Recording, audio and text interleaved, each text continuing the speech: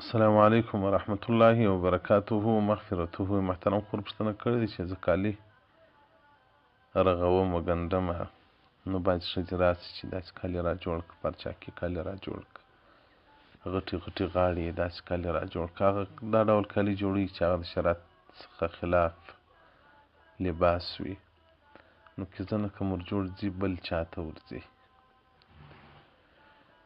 محترمه رسول الله صلی الله علیه وسلم وایي په آخر زمانه کې به دا نفقې حرام سي. نفقې به حرام سي که د عوامو وي که د علماو وي. نو د عوامو نفقې چې حرام سي نو د علماو د هم حرام سي، ځکه علما خو نو د دغه عوامو لاس ته محتاج دي، د هغه عوامو د لاس نفقه خوري، نو هغه وخت اوس را رسېدلی دی. مشروع کار روا کار خلک کوي په کې ګټه نه وي، کور نه شي په ساتلی، ان برق لازم ناروا ورګډوي. نو محترمه دا خو یو معصیت معاونت علی المعصیت سو، کومک دې په ناروا ورکړي. نو تا ته نه ده روا چې دا کالي ور جوړ کړې، که دې ور جوړ کړل غاړې دې په بندې دي. دغه رنګه کوي څوک د سروز اسباب آلات مستري ته ور وړي هغه یې ور جوړ کړي. نو په دې شیانو کې احتیاط وکړي.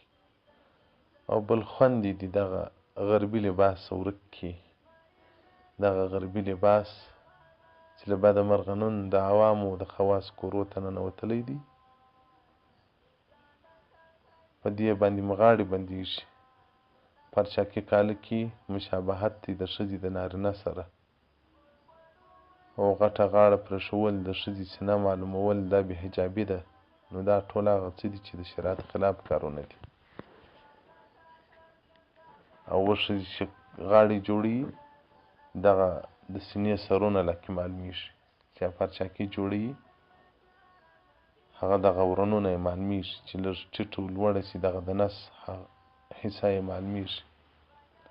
دا هغه ټول شیطاني زینت دی. ښځه باید چې څومره مستوره وي هغومره به خیر وي په دې کې. نو فقهای کرام وایي پر هغو شیانو باندې چې هغه حرام یا هغه جوړول یا هغه ورسمول دا نه دي روا. خلاص الدوا جلد 3 صفحه اصول 14 کتاب الاجارات، او دغه رنګه هدایه جلد 3 صفحه 301 باب الاجارة الفاسده، باب الاجارة الفاسده په دې ته وضاحت ورکړی دی. نو محترمه په دې کې نهایي محتاط واوسېږه. والسلام علیکم ورحمة الله وبرکاته.